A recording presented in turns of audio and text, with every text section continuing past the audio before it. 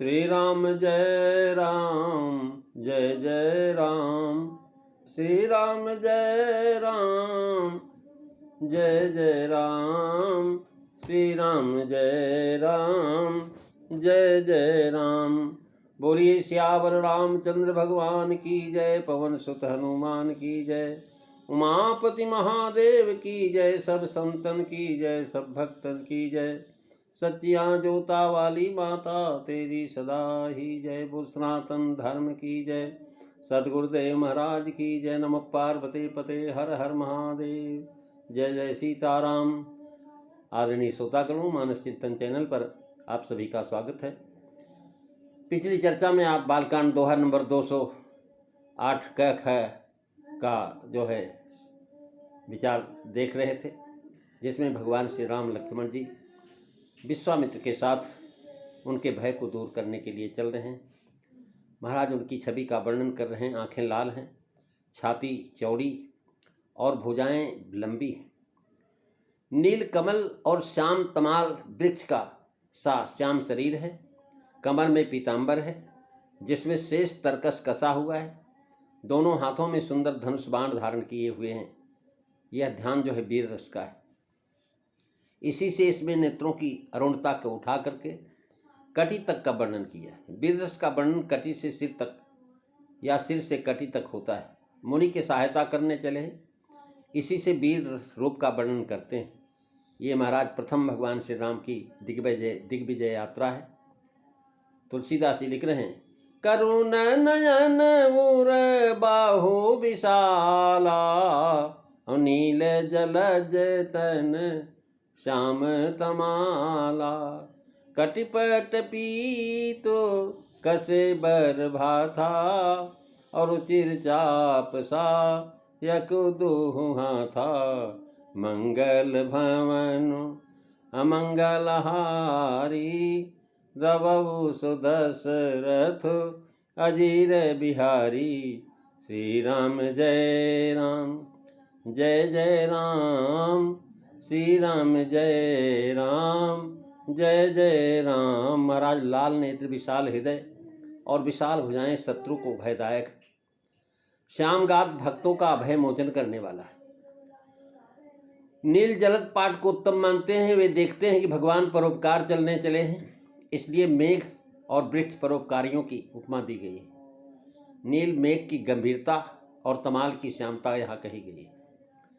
तमाल महाराज एक ऐसा वृक्ष है जो महाराज सुंदर सदाबहार वृक्ष है। इसके पतझड़ नहीं होते। पतझड़ हुआ और नए पत्ते आने लगते हैं, पुराने गिरते हैं।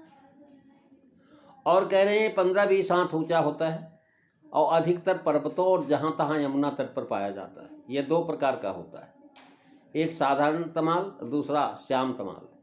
श्याम तमाल की लकड़ी आबनूस की सी होती है, यह कम मिलता है। इससे फूल लाल, पत्ते गहरे और शरीफा के पत्ते से मिलते जुलते हैं। इस नाम का एक वृक्ष हिमालय और दक्षिण भारत में भी होता है। कह रहे महाराज, अरुण नयन और बाहु विशाला, नील जलद तन श्याम तमाला, और कटिपट पीतो कसे बर भाथा। पीत वस्त्र वीरों का बाना है। भगवान ने पीतांबर प्रिय है। पीतांबर उनका एक नाम भी है। इसी से यहाँ ध्यान का वर्णन होता है।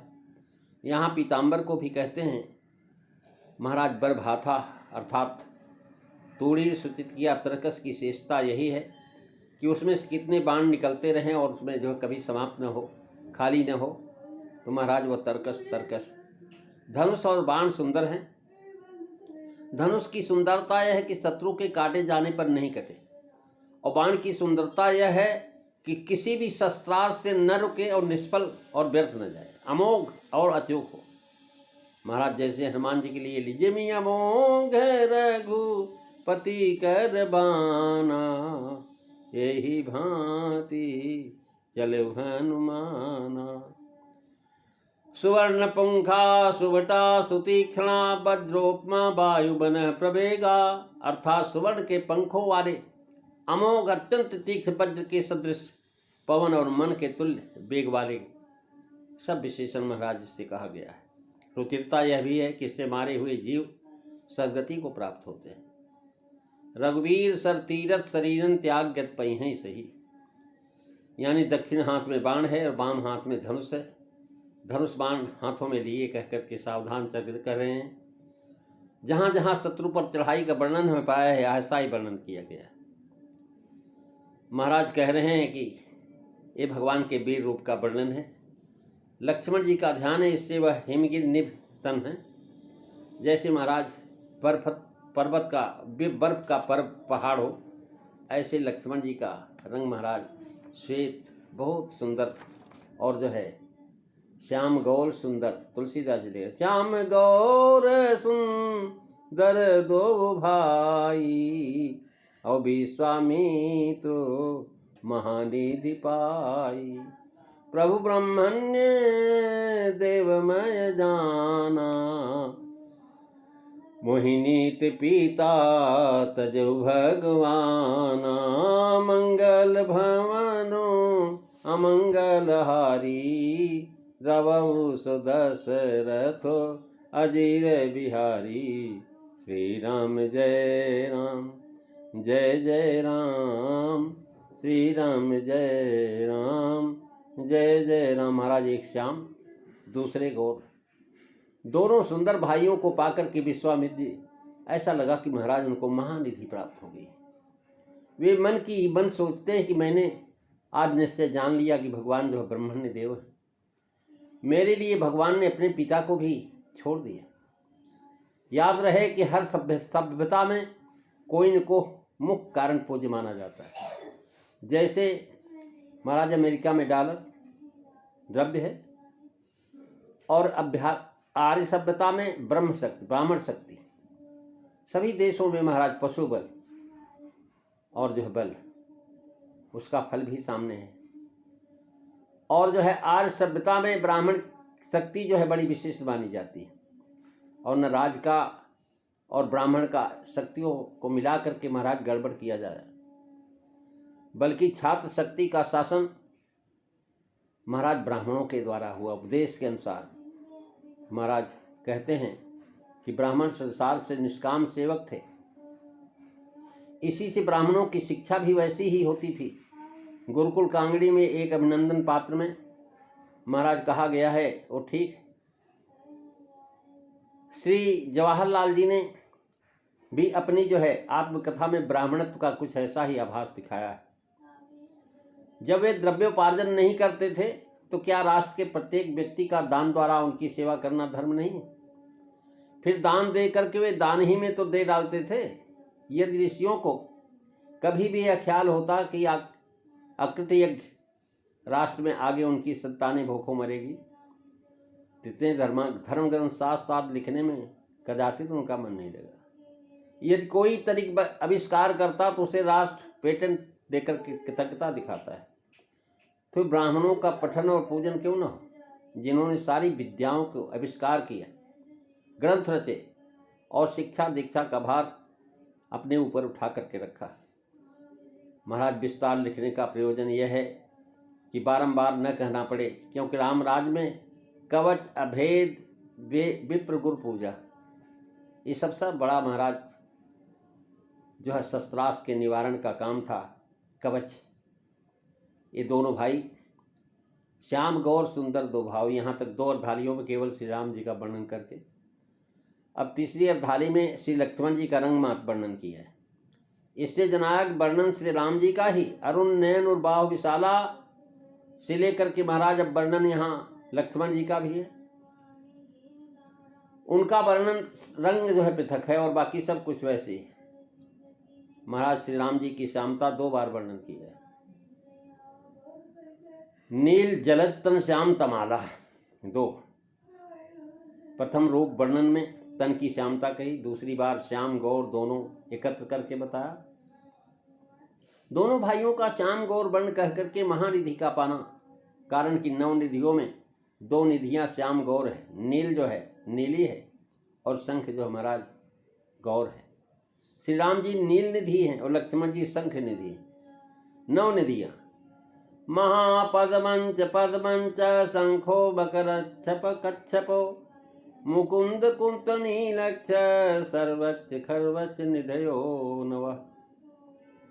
निधि राजा के यहाँ नहीं होती है महाराज, और राम लक्ष्मण जी राजा के यहाँ राजा से मुनि को प्राप्त हुए, इसी से निधि पाई। अब यहाँ महाराज निधि का पाना कहा, राजा ने निधि देने का कहा था। मागव धेन राज धेन भूम धन कोसा, फिर राजा का देना महाराज कहा। विश्वामित्र महानिधि पाई, साधुओं के धन भगवान ही तो हैं, साधुओं के सबसे बड़े धन भगवान। इसी से भगवान के पाने पर महानिधि का पाना कहा। निधियां जड़ हैं, अनित्य हैं, और भगवान नित्य हैं, सच्चिदानंद हैं। निधियों से अत्यंत अधिक, उन्हीं से सब निधियां हैं, अतएव महानिधि कहा। महाराज विश्वामित्र पूर्ण काम हो गए, मानव संख्या रहित धन प्राप्त कर लिया, अनगिनत धन मिल गया, और कहने लगे प्रभु ब्रह्मांड देव में जाना, मोहिनित पिता तजे भगवाना। जैसे पिता दशरथ जी श्री राम जी को नहीं त्याग करते थे, वशिष्ठ जी के समझाने पर ही पुत्रों को मुनि के सुपुर्द किया था, वैसे ही राम जी पिता को प्राण समान जानकर न त्याग करते तो क्या करते? क्योंकि भगवान का वचन है कि ये यथा मां प्रपद्यन्ते तां तथैव भजामहम्। पर भगवान ने ऐसा नहीं किया। इससे ज्ञात होता है कि मुनि को संदेह था कि भगवान साथ आएंगे या नहीं आएंगे। वे सोचते हैं यद्यप राजा ने दे दिया, तथापि ये कह सकते थे कि हम अभी युद्ध के लायक नहीं हैं, हम नहीं जाएंगे, तो हमारा कौन सा बस था। पर कैसी प्रसन्नता के साथ माता पिता को त्याग करे, ये हमारे साथ चले आए। ये अवश्य ब्राह्मण देव हैं, इसमें अब किंचित भी संदेह नहीं। मुझ ब्राह्मण के लिए प्रसन्नता पूर्वक महाराज अपने पिता का त्याग कर दिया। प्रश्न हो सकता राम जी के साथ जाने से इनकार करते तो राजा क्या अप्रसन्न नहीं होते, हमारी आज्ञा नहीं मानी। महाराज राजा बहुत प्रसन्न होते, क्योंकि जिनके प्रेम के लिए राजा ने उन्हें देने में नहीं कर दिया था, वे स्वयं अगर रुक जाते तो राजा कहते भाई क्या करें, अब नहीं जाना चाहता है। राजा के प्रेम के कारण न जाते तो राजा अप्रसन्न नहीं होते, उनके मन की दशा ही मन ही की हो जाती, इससे वे अत्यंत प्रसन्न होते। मोहिनित पिता तजय भगवाना, यहाँ मध्यस्थ अक्षर का लोप भगवान कह करके जनाया कि ये केवल पिता के भेजने से नहीं आए हैं, वरंच मेरी हार्दिक इच्छा जान करके अपने मन से आए हैं। भगवान हैं अर्थात समग्र ऐश्वर्य से परिपूर्ण हैं, अतएव वे किसी के अटकनाने से अटकते नहीं, अटक से भी नहीं आए, क्योंकि कुछ वस्तु ऐसी नहीं है जो उनके पास न हो, जिसके उन्हें जरूरत, क्योंकि भगवान तो पूर्ण काम है, किसी चीज़ की अपेक्षा नहीं, किसी चीज़ की अपेक्षा करके हमारे साथ आए हो यह भी बात नहीं है। भगवान का भाव खड़ेश्वर संपन्न होकर के भी सब सुख छोड़ करके हमारे साथ कष्ट उठा रहे हैं, जंगली मार्ग में पैदल चल रहे हैं। प्रेमी सज्जनों, आज इतना ही, अगली चर्चा आप अगले दिन श्रवण करेंगे। बोलिए सियावर रामचंद्र भगवान की जय। श्री राम जय राम, जय जय राम। श्री राम जय राम, जय जय राम। श्री राम जय राम, जय जय राम। बोलिए सियावर रामचंद्र भगवान की जय। जय सीताराम। सभी को